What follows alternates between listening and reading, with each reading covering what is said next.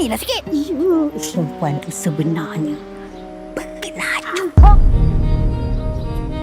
Kau ni biar betul ya.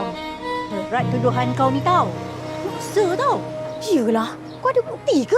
Bukti bersepak-sepak. Tu, Seha blok sebelah tu yang bagi tahu aku.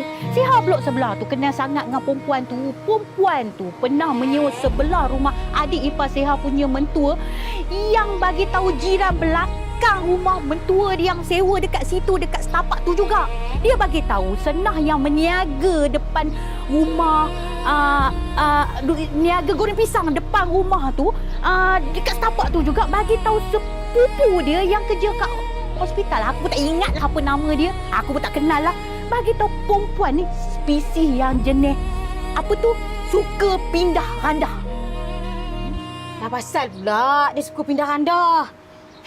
Aku ni kan tak faham dengan kau. Kau ni bengak ke apa?